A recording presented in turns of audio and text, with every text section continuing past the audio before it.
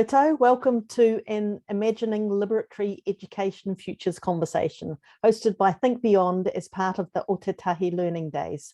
Ko Cheryl Doig toku ingoa. My name's Cheryl Doig and I'm a futurist at Think Beyond and chair of Ako Ōtautahi Learning City Christchurch. Ako Ōtautahi is a charitable trust focused on weaving a local intergenerational learning ecosystem with a focus on equity, access and innovation.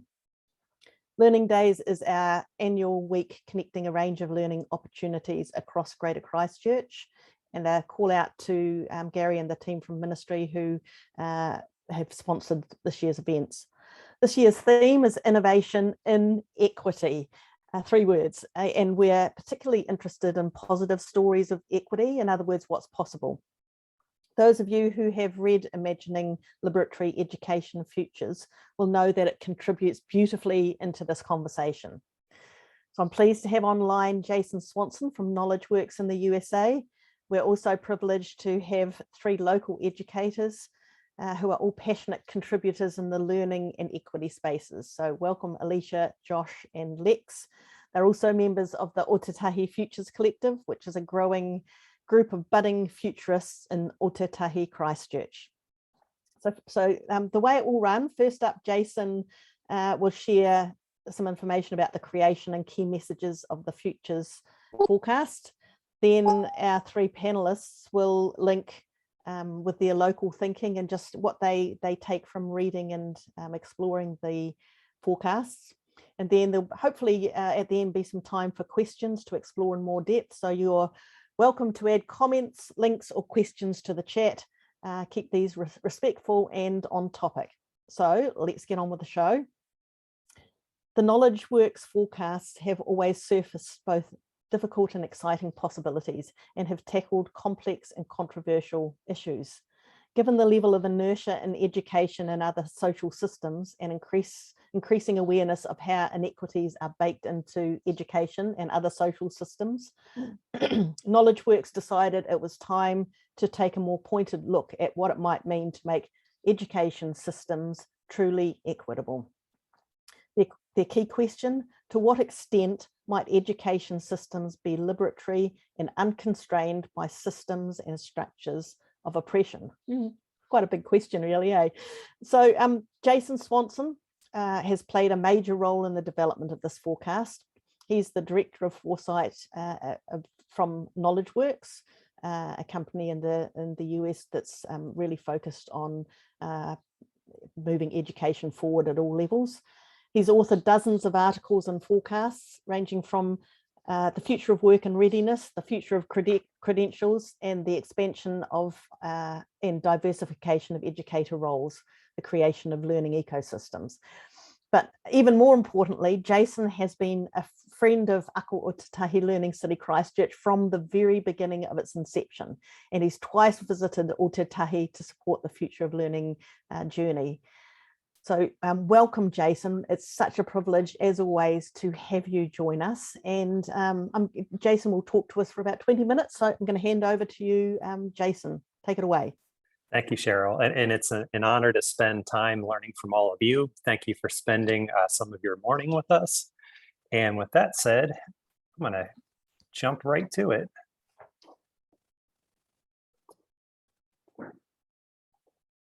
So as Cheryl mentioned, I'll be speaking about and sharing some of the insights from our most recent forecast, Imagining Liberatory Education Futures.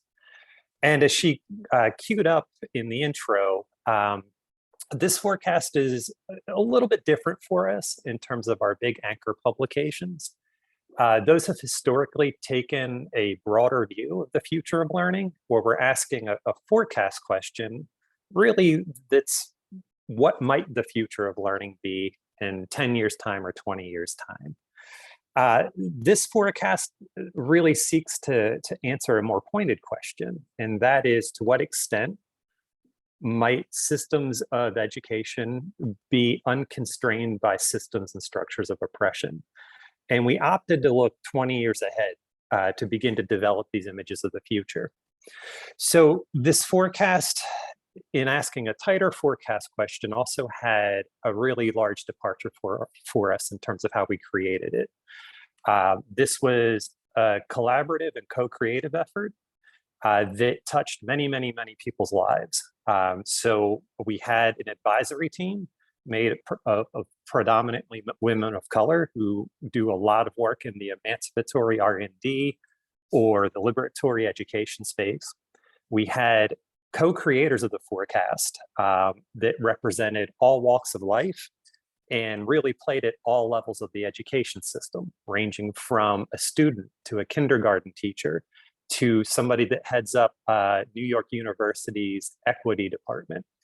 So we were really, really thrilled to partner with these people and to learn alongside of them.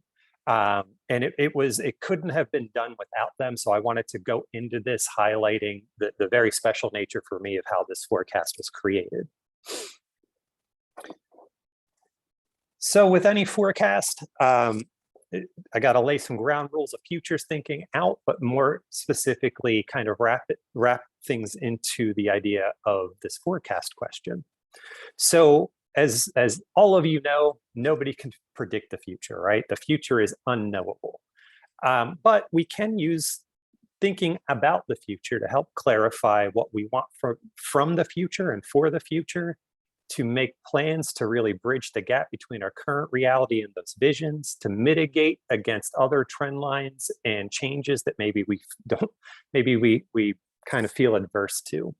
And for us, and Cheryl really, again, nailed this with her intro, is that we wanted to lean into this idea of imagination and imagining what's possible. So for us, this forecast is very much rooted in this idea of that third horizon thinking. How can we use our imagination to think about a different way or a different orientation for an education system, while at the same time thinking through strategies? What do we need to ramp up? What might we need to ramp down? And in general, how, through looking at a multitude of futures, begin to think through what it takes to jump from horizon 1 to 2 to 3 in, frankly, a way that does the least amount of harm as well, because we're talking about a lot of stakeholders that are wrapped up in our education systems. So for us, thinking through that visionary third horizon really began with this idea of that forecast question in mind, right? Thinking through 20 years' time, what might an education system that is liberatory in nature, that is equitable, what might that look like? And we have to first really start to ask questions of what's happening in the here and now. So for us, all of our forecasts typically begin with a major narrative of change, and this forecast is no different. And as part of that narrative, we were really looking at 3 major disruptions. Those include accelerating technologies. This would be things like the advancement and proliferation of things like artificial intelligence and automation that are really reshaping the ways that we work, we communicate, and what it means to be human. It includes the climate crisis. So the acceleration of climate events and climate volatility because of man, because of burning fossil fuels, and the questions that's creating around what might a resilient future look like, what's it mean to really, frankly, live in a habitable environment or zone. And then lastly, the fight for just societies. So, throughout much of the world, this has really been made more urgent by the decline of functioning democracies. And really all of this is calling into question the role of government and what it could mean to live in a society where every person is truly free. So as we were doing our research, there's a fantastic futurist named Leah Zayedi, who also begun to write about these. At the same time, UNESCO also called in, it really spotlighted these 3 trends as being the 3 trends really to end all trend lines. So if you're a futurist, you're probably talking about these in some way. So all of these are really adding up to a hallmark of this time, because we're very much in a liminal state, transitioning from one era to another. And the major hallmark that we saw that these 3 trend lines are presenting to us is one in which we're experiencing or dealing with shared existential risk. And to be sure, humanity's history is overcoming the idea of shared existential risks. But the dynamics, the stakes of the game, because of these three trend lines, are really at a historic level for which we're talking about the very health of the planet, what it means to be a human being, what it means to have a functioning and just society. So the stakes have been raised. So as we start to think about how these trends play out, as we think about COVID-19 being almost a dress rehearsal of sorts, for what happens when the planet has to deal with an existential crisis that has a very clear through line to a solution, but we can't agree on it from a social cohesion aspect. So what might happen? So for us, taking into this account this narrative of change, thinking through what education's role is in all of this, and really keeping in mind this idea of the forecast question, really, this is a moral question, right? The idea that public education's promise is to be the great equalizer. The idea that we have populations that are perennially behind the eight ball, that are underserved, really is a moral quandary, and we shouldn't need to back that up with another line of argumentation. But yet here we are. And it's this idea that beyond fulfilling the promise of public education's role of being the great equalizer, this idea of shared existential challenges means we need desperately to unlock all of our collective potential to meet these challenges head on. Because frankly, the best way to look out for number one is to look out for 2, 3, 4, and 5, for all of us to collectively bring our intelligence to bear on these issues. Now, when I say liberatory education, what really I mean by this is the bullets you see on the screen. That for us, we were deeply influenced by Raphael Randall and Zarita Hammond. So looking at the first two bullet points, those come from Raphael's work, in that this idea that liberatory education would value many ways of knowing and being, while preparing students to participate in and shape the current and future economy and civil society. Learning experiences would encourage high levels of agency for both learners and educators, and learning environments and curricula would be able to adapt easily and to be relevant in rapidly changing times. The last two bullet points come from Zaretta Hammond. And from Hammond's perspective, liberatory education systems would use evidence-based educational practices while treating differences in children's experience outside of school as assets. They would help students learn how to learn. In addition to improving grade level content, students would lead their own learning. Liberatory education systems would go beyond simply reconsidering now and where teaching and learning happened to examine what knowledge was taught and who's created it.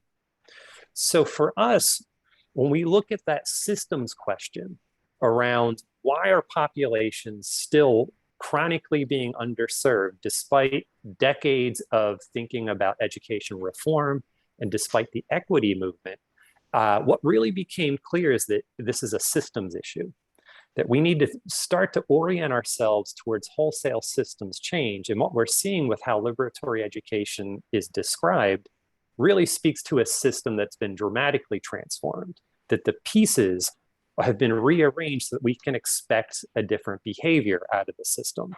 Whereas if we simply continue with thinking through what equity measures look like without considering the shape of the system, we're going to leave students trapped, albeit with more agency and opportunity, within a rigid system that's only designed to prize one type of knowing, one type of knowledge set, and really one dominant culture that's helped really shape that system itself.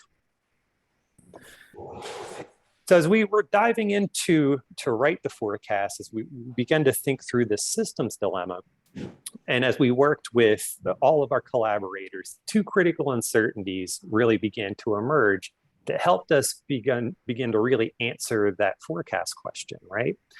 So those two critical uncertainties help us to really create some alternative futures that express what level of liberatory education we might see.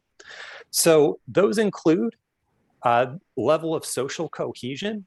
So for us, we were really asking, what will the level of social cohesion be in 20 years' time? So this uncertainty really explores the extent to which people will recognize each other's humanity, foster interconnection and respect, and be able to work across lines of difference for mutual well-being.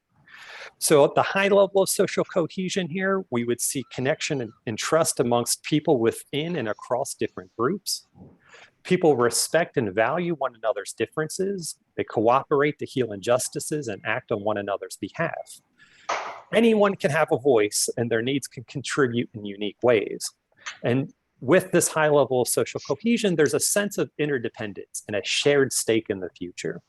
Whereas with the low levels of social cohesion, we're seeing a lack of connection and trust amongst people within and across groups. We see a retreating into affinity groups, that people fear one another's difference and discomfort, and they create and seek to preserve their own self-interest at any cost. It's clear whose voices matter and whose don't, and that there's a clear lack of interdependence and shared stake in the future. It's kind of like my way or the highway. So our second critical uncertainty here was really about the degree of public institutions' responsiveness. So I want to be clear, it's not the rate for which they respond to things, but for who and how they're responding. So this uncertainty explores the extent to which various types of public institutions will recognize the needs and demands of their constituents and share power in creating solutions. So again, on the high end here, we see public institutions that align with their constituents and clarify and agree on priorities. There's mutual trust between public institutions and the people they serve. And this trust facilitates open and honest communication. That we have institutional agreements that dynamically evolve with constituents and partners' feedback over time. And that power is shared across public institutions, partners, and constituents. So on the low end of this uncertainty, we see a poor understanding of the complexity of constituents' needs, and priorities limits the impact of public institutions. That there's a lack of trust between public institutions and the people whom they serve, and there's very little open lines of communication. That institutional agreements are rigid and imposed without any feedback or accountability. And power grabs really act to erode trust across public institutions, partners, and constituents. So with those two critical uncertainties in mind, we cross them. And in crossing them, this helps to really sow the seeds for different futures that might come to pass. So for us, we used a scenario vehicle for this forecast. And quite simply, a scenario is nothing but a story about the future.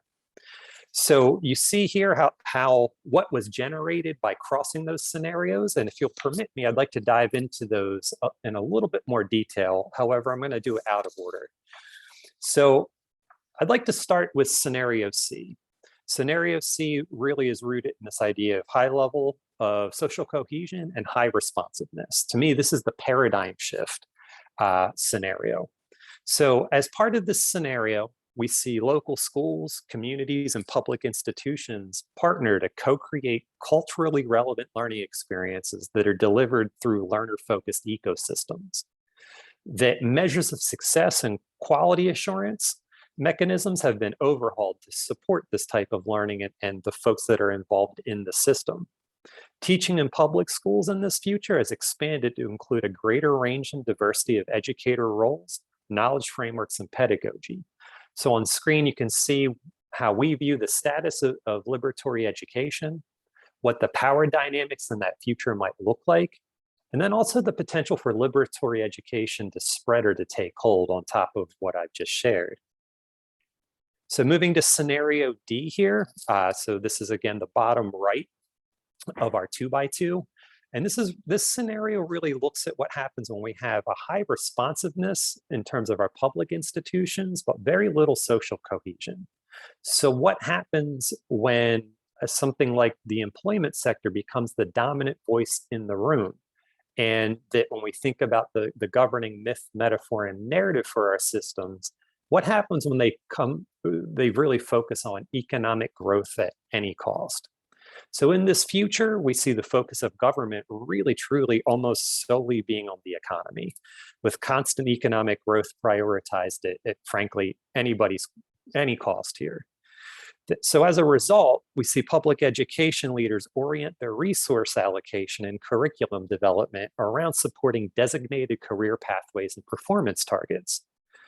Those looking for learning opportunities that engage learners with their cultural identities and knowledge are frankly left to their own resources in this future. And that community debate and division rage around whose learning needs are being met and are prioritized due to the absence of social cohesion. So moving up to scenario A, this would be a high level of social cohesion, but fairly low public institution responsiveness. And in this scenario, we really see cohesive communities that take the lead in designing teaching and learning systems that sustain anti-oppressive education opportunities. And that due to the unresponsive public education system or public institution side of things, there's a narrowing or a singular focus on academic performance because there's no systemic commitment to anti-oppressive strategies.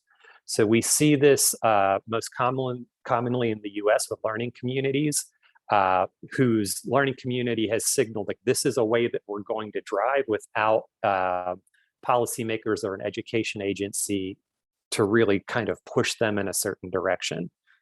So last but not least, scenario B. So scenario B here is a low responsiveness, low social cohesion. So it's the low on both ends of these. I'm sorry, it's hopping around on me just a little bit. So we're actually at Liberatory Education Thrives in Microstructures. So in this scenario, we're really looking at a fractured public system that's really frankly been eroding under environmental and societal constraints and relentless focus on helping learners meet minimum graduation requirements. So this would be a minimally viable public education system due to outside constraints. So in this scenario, hyperlocal micro-educational structures organized around local affinity groups and informed social networks center liberation and learning experiences through mechanisms such as tiny schools, learning collectives, and student-led forums.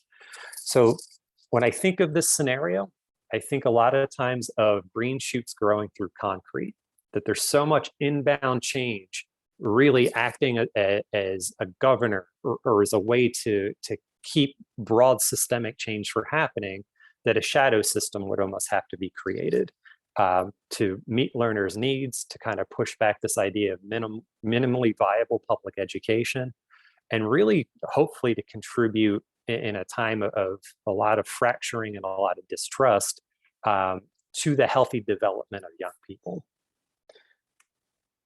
So as with all of our publications, it's not just images of the future, though for this publication, we really wanted that to be kind of the dominant focus for this, because as I may have mentioned, when we would talk to folks about could they envision a system of education of the United States that is equitable and free from structures of oppression, the blanket statement was no, we can't imagine this. So we wanted to spark some thinking around what could be possible.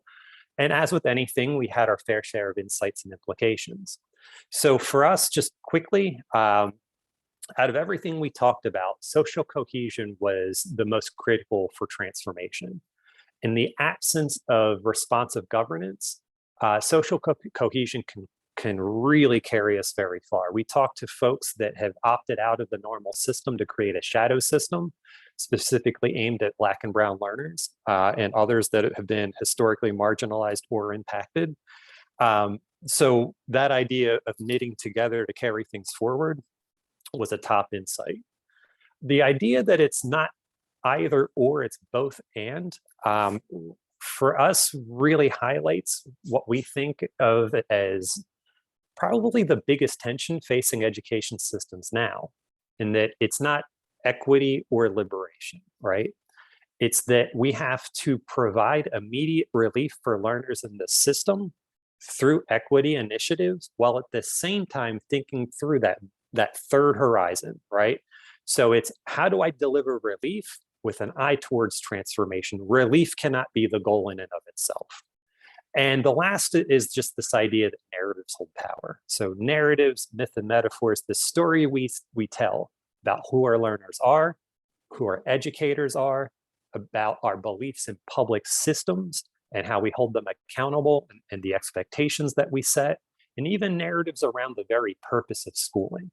That a counter narrative can do a lot in terms of transformation, but those stories we tell about the system and the system's components are critically important. So that's all on my end. I'm going to turn the mic over to my colleagues. So thank you all for your time. Thanks so much, Jason. It's great to having poured over the scenarios. It's great to hear it from you, and especially the creation of it, because I think that's an important part of it too. And for those that have joined since the beginning, welcome. I'm just going to remind you to have your mics off, and but I'm just going to open it up just to the three panelists for any questions they have of Jason, or any comments before we hear from them for their 5 minutes each. So just any comments or questions from Lex, Alicia, Josh?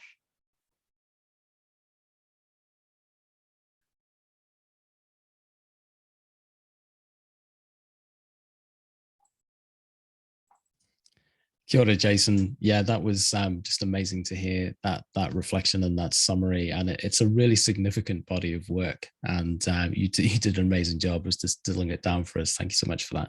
A question that I had was thinking about how people might live into this and how they might interpret it.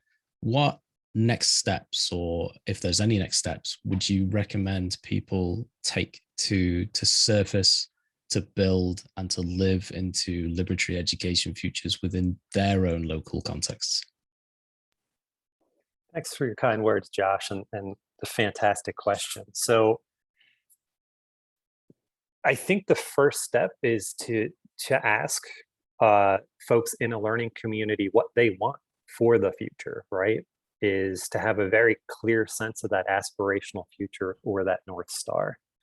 For us, thinking about the social cohesion dynamic to this as a way to drive things forward, one of the critical details is a shared stake and shared belief in a future.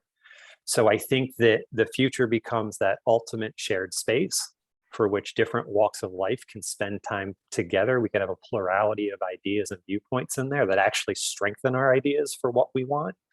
And then once we have this agreement, if even broad brush in nature of, here are the contours for the system, then we can start all that other process. So it's a way for us to clarify what we want, but also a way to build social cohesion. Great, thank you. Any thoughts, Lex and Alicia, before we move to our panel conversations? Kia ora, Jason. When you say the plurality of communities and perspectives, there's nothing more plural than the United States of America. I'm just wondering how do you think the competing and diverse ways of working and perspective comes to bear on something like this? It's social cohesion is quite interesting in that context. Oh man, I have so many things to say about this in so few time. So what we found, from the plurality perspective, right? We've been asking the question of what do folks want for visions for education for a very long time. And that regardless of how somebody enters into that conversation, when we're talking about aspirational futures, there tends to be a very strong through line, no matter what political side of the aisle you're joining us from, right? So I think that we can lean into the shared idea that we need to do something differently, right? We need to recognize that we all have different solutions and different values we bring into that conversation. But underneath of it all, we're sort of saying the same thing. We need a system that's more nimble, that can support and serve learners to a better degree, that is more relevant, that maybe needs to take on a different shape, and that the context for which it rests perhaps are different than when it was made. So for me, that's typically the way in. Where it starts to get interesting is where we start to enact and start to actually get into that change-making space. But I think if we start again with that shared agreement of what we want and why we're doing things and what the rationale is, and frankly, to make space so people are heard in this conversation, then we can get to some interesting places. I think that social cohesion thrives on a macro level, right? Even you thinking through at the learning community level, I think that given the nature of where I live, social cohesion on a broad scale is going to be, it's going to take a lot of work, right? We'll say it's an area of opportunity. Great, thanks for that. Lex, you've asked a question, and maybe we'll just move into our panel conversations and circle back around to some more questions. So we've got our three panelists, Lex, Alicia and Josh, and they'll each take 5 minutes to just talk about how they see the scenarios, the forecast from their perspective, really different takes, all amazing, and I know that you will enjoy them. So it's my pleasure to introduce Lex Davis. Lex has been a secondary school teacher and leader, worked at the Ministry of Education in the Cook Islands, and has been part of several newly established schools. He's currently the professional learning facilitator at core education Tatai Ahurau. So over to you, Lex. Well, kia ora, Cheryl. Tēnā tātou. Ngā mihi nui kia katoa katoa. Gosh, Jason, you present such a rich and interesting challenge, and I guess I have to focus on a few things in my 5 minutes.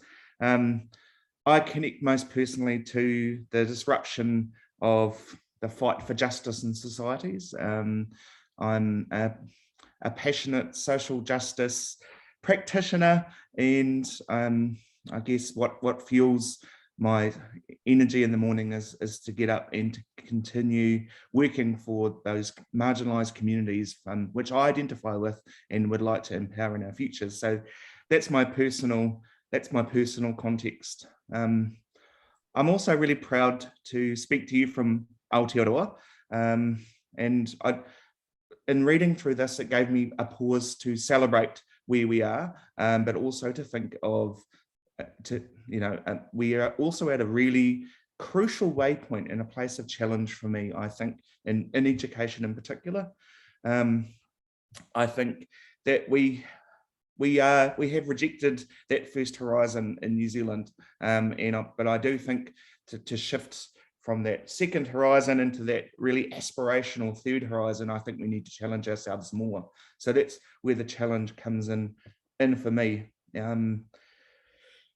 Liberatory education, the principles really resonated with me because as a person who whakapapa Māori, who is part of the Indigenous peoples here in New Zealand, the principles of self-determination and of human potential and promise really resonate with ideas of tino rangatiratanga, which is our agency in Aotearoa New Zealand as Māori, and ōrite-tanga. And I just want to celebrate that here in Ōtautahi. I've sat in 2 conversations recently, which lead me to believe that we are individually coming into an environment which I could not have imagined in generations past. I was at a very traditionally conservative in a high school where I sat, and I had a great conversation about ending what I think can be a racist learning and teaching practice, which is we call streaming students. And that school had chosen to make the moral and values-based decision and a very courageous step. And I was sitting in another tradition, a very rural, which could have been seen to be traditional high school, where I was having a really honest conversation about valuing Māori narratives and what we call using cultural narrative to inform the way that we we engage students and whānau.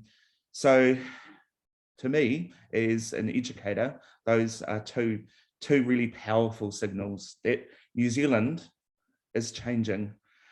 But we're at a tipping point, I think, in terms of our national discourse, and that social cohesion thing really fuels me up, but also fills me with a little bit of vulnerability and fear as we seek to shift in and take the courage to further kind of devolve and diversify the way we work at an institutional and a political level. There's huge pushback, Jason.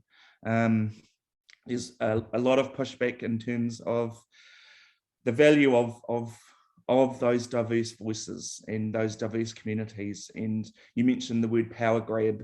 There is a fear that there is a power grab from one part of the community, and that's to benefit, is the sole benefit of them.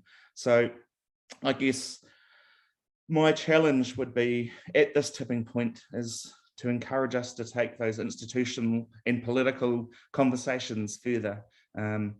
I'm really encouraged at a health policy level in New Zealand that we are devolving power, and we are looking at empowering our Indigenous people here to make more decisions for their own. But more than that, we are giving them the institutional structures and resources to enact that. And I think therein lies a really big difference for me. And I see that in working in practice here at a local level in Ōtautahi, where we have a lot of resources and support at work at diversifying the way we work and empowering Indigenous voices. And I'd like to see us take that courageous next step and empower that at a national level. How am I going for time, Cheryl? I forgot to. Good.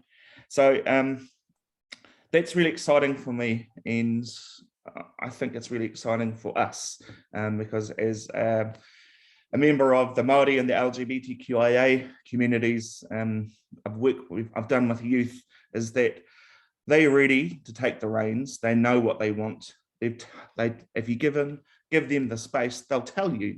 So it is up to us to, take that voice, value it, and then empower it. So it's really exciting. Great, thank you so much, Lex. You can tell that he's a Ōtautahi strong person, because there are some good things happening here, but there are also some amazing things happening in other places. But yeah, we're primed to do this mahi. So thanks once again. And I'm going to hand over to Alicia. So Alicia has been a teacher. She's and a kaiarahi at a new school. And she's also been a mana whenua facilitator for Ngāi Tahu. She's currently in an exciting new position as Tumuaki Principal at Kaikoura Suburban School. So welcome to the conversation, Alicia. Kia ora, ngā mihi, Cheryl. Ngā mihi nui, Lex, for your whakaaro.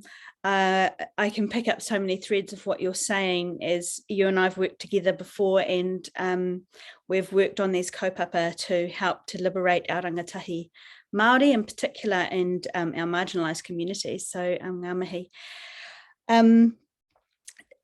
I'll just go ahead and start leading off from what Lex was saying. So in preparation from the reading of this amazing work, Foresight work, which is incredibly deep and broad. So thank you, Jason, and to your team at Knowledgeworks for doing this mahi and bringing it out into a framework that we can sort of digest it. And so what I decided to do was to actually do an environmental scan of what's actually happening in the context of Aotearoa, New Zealand, the things that are happening in our public space that influence education. And one of those is the Aotearoa Histories curriculum, which has just been released.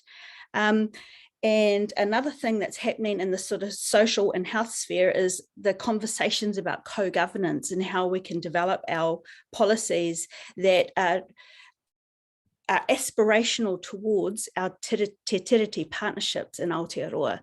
And so for me, that's kind of how I've visioned this future. And I visioned a future by 2040 in Aotearoa, New Zealand, that we have a whole structure and a governance that is completely indigenised.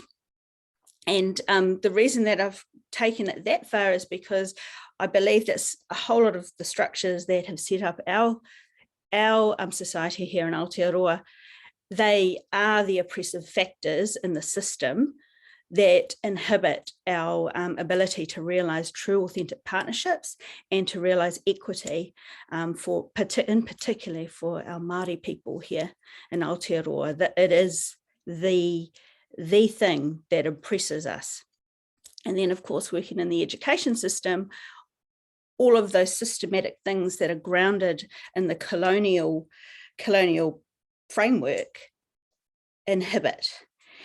And so coming out of that with a more visionary future, and you know, what can I do with it? So firstly, I'm Māori and I'm Pākehā, and I believe that puts me in a very privileged space, like the third space, the space between the two cultures. So it gives me a bicultural privilege that I can enact that privilege in different spaces.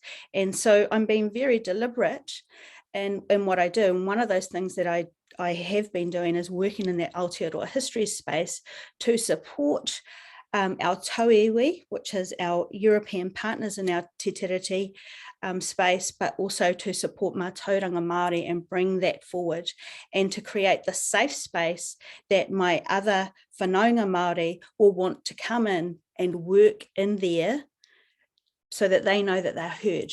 Because one of the inhibitors in working together and being Māori in that space is often we might be one in the room of a number, so we're marginalised. And then when we bring our voice and our worldview into the space, it's really not heard because it's dominated by another worldview. So that's one thing that I'm doing. And what I do is invite other people to do it, but also support our tauiwi to create the space that makes it safe. And I suppose I'm talking to social cohesion when I'm talking about that, like how do we manifest this social cohesion? And one of the things that happens in schools is this idea of social cohesion can be dominated by values and dispositions that come from certain perspectives. So how do we break those down? That's a question that sits with me quite strongly as a tumuaki, actually, because it really comes down to sort of your behaviour management, what kind of values you bring in as a kaiako, as a teacher, as a leader into the space to define what it means to be human. And so those responsibilities lay at different levels for myself as an educator, as a leader, as a teacher, as a person that's involved in some great work that influences our whole system in Aotearoa. Which brings me to thinking about what you touched on, Josh, is about, so what does it mean for me? Because I'm hugely passionate about equity. I'm hugely passionate about bringing about the realisation of a real authentic partnership through te tiriti o Waitangi. And how do I do that when I'm running this role as a tumuaki? And for me as a leader, what do I do to notice the system that blocks off change? How do I open that door? How do I go, okay, this is what I have to do, but how can I enable my people that I lead to be able to engage with different things? And that's the question that sits with me, and that's how I enact and enable in the space that I sit. And I suppose the wero that I offer to all of us who are leaders is how do we enable the opportunities that break down the system, not break down the system, but open up areas of the system and notice where those spaces are that we can enable change towards an indigenised future. Yeah. And then how do we make that sustainable? So one thing I do is invite others onto the waka and support those people to work alongside me until they feel the rangatiratanga, the self-determination to carry on and do the mahi, like what you do, Cheryl. So yeah, that's my whakaaro, and thank you for having me on today. It's great to be here. Kia ora, thank you, Alicia. And, you know, really you are at the cut and thrust of making this happen in a school. So if anyone can do it, you can. And well, you know, it's just a privilege to have you working in that space and dealing with the becoming a principal, and then still having time to be focused on the big picture, that third horizon. All right, it's my pleasure to introduce our third panelist, Josh Hoff. So Josh brings a wealth of experience, including as a computing tutor and assessor, and academic staff member in the Department of Enterprise, Business and Digital Innovation at the Ara Institute of Canterbury, and is a founding member of the Ōtautahi Futures Collective, which we all belong to. He's currently the Professional Learning Services Program Manager at Core Education, Tatai Ahoro. So take it away, Josh. Kia ora, Cheryl. Tēnā koutou katoa. I'm in very esteemed company, and just listening to the words that have come before me, I can't help but feel that awesome provocation and invite. So thank you all. I really appreciate that. I think for me, this forecast really highlights the power of creating future scenarios and world building them as a means to provoke conversation and to challenge assumptions and to help get people on the same waka and rowing in the same direction. And as I reflect on this forecast and how it relates to me, the people I know, the context I work in, and the place I live in, I'm picking up on what Alicia said about paying attention to who we are in this work and how we show up.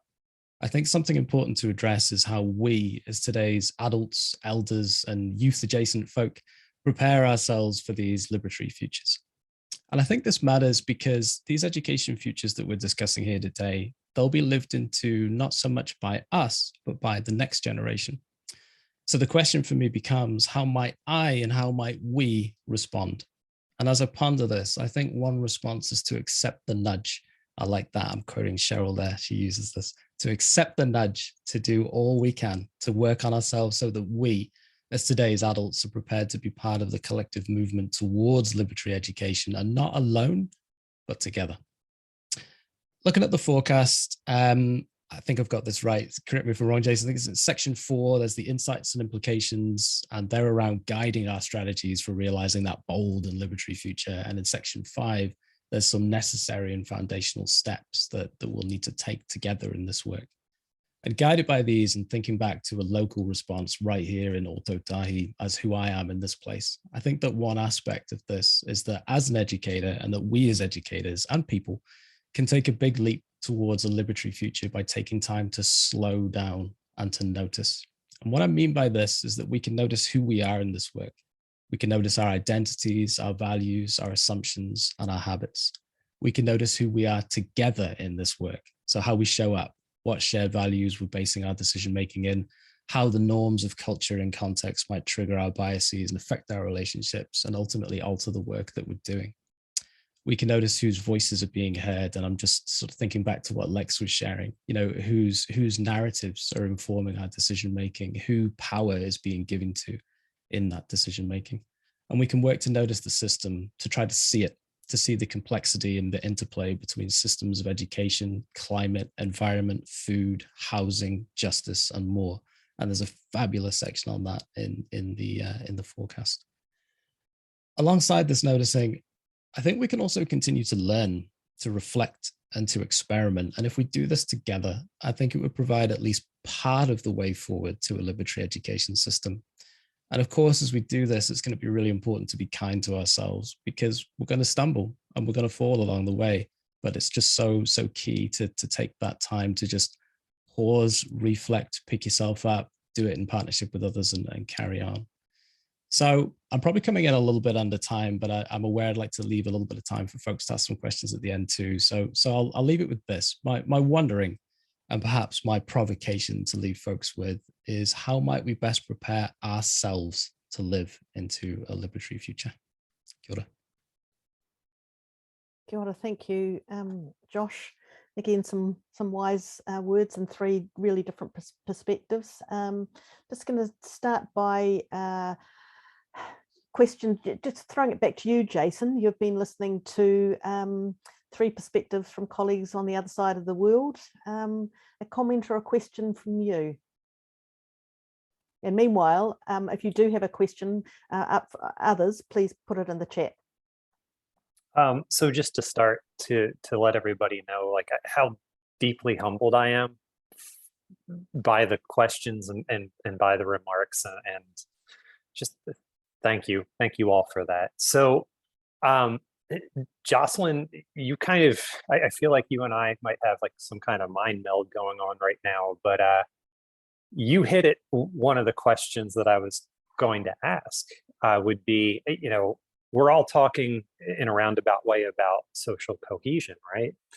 So what types of strategies, you know, for my fellow panelists, you know, where does your thinking go around, quite frankly, just getting the conversation started? So Josh, when I was thinking about what you were saying to me, I was thinking about what is the cost of privilege and power, rather than privilege and power being a gift, and what do we give up, right?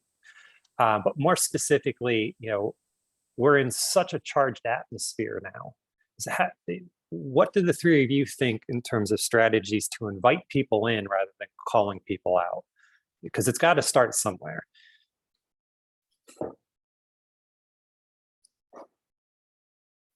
I'm happy to speak to that. Thanks, Jason. Yeah, and thanks for acknowledging Jocelyn's reflection, because it's brilliant. So for me, and I'm going to put my identity in here first, as I said, I feel like I'm in the 3rd space by being bicultural. And what I've done is what Josh was beautifully outlining is identifying your positionality. You know, who are you?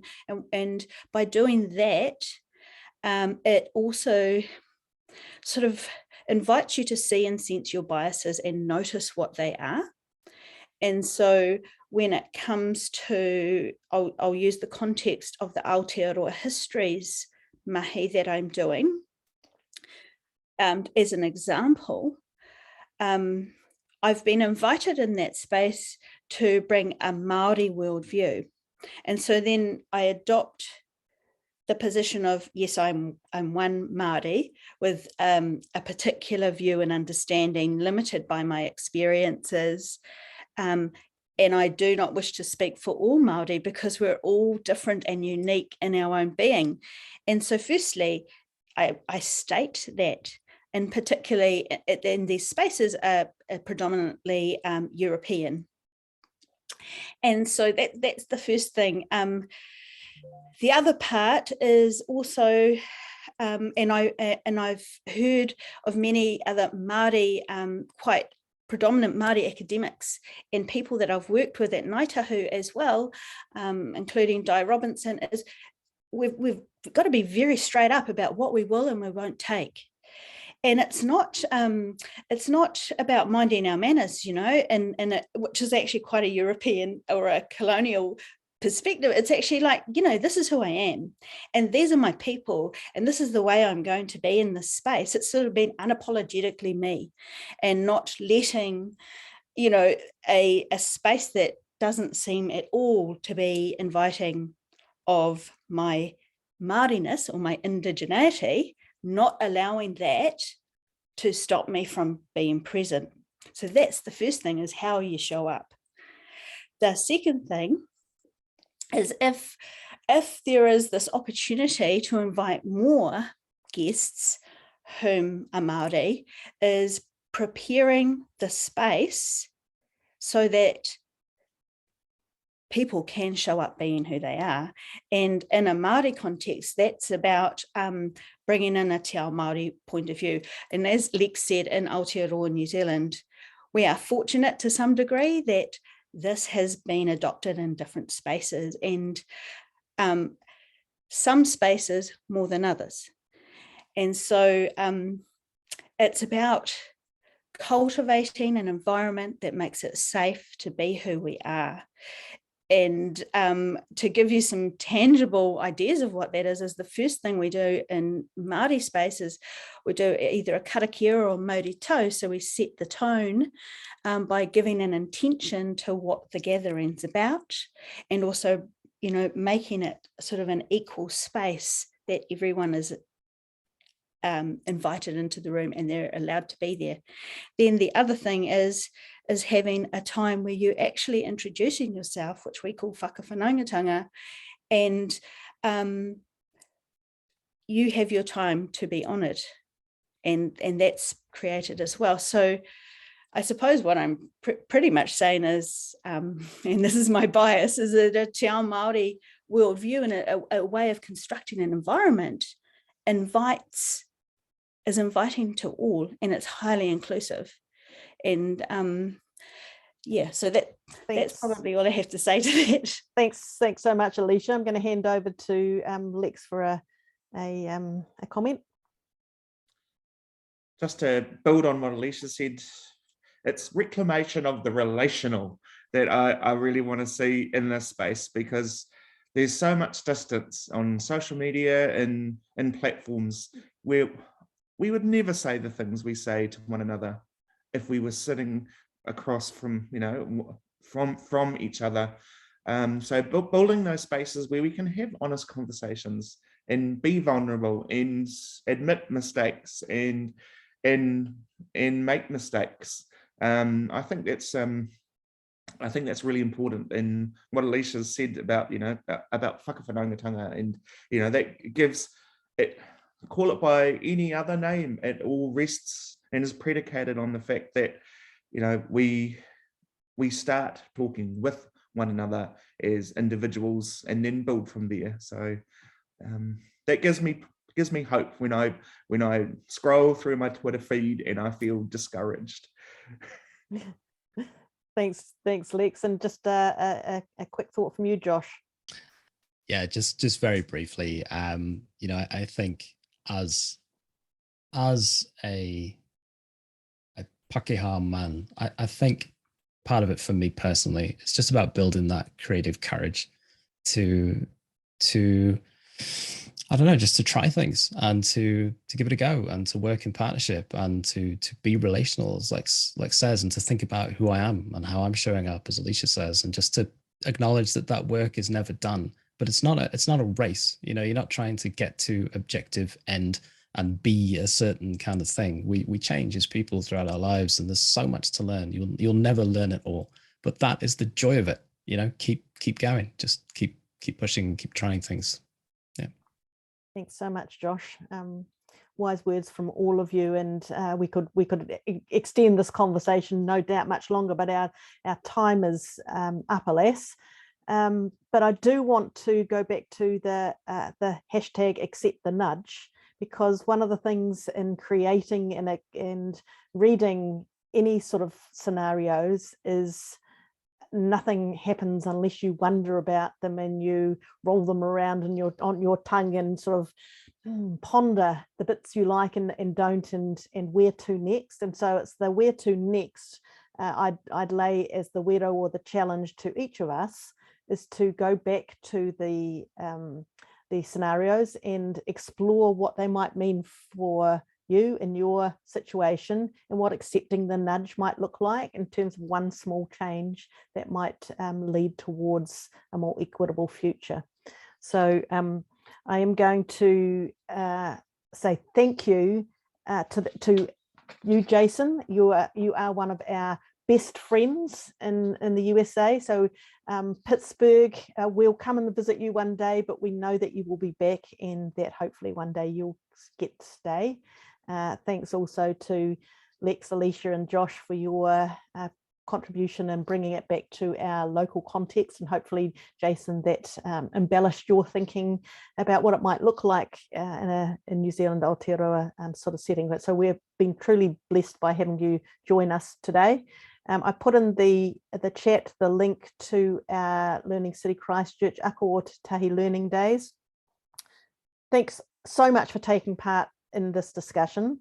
This conversation was brought to you by Think Beyond as part of Ōtautahi Learning Days.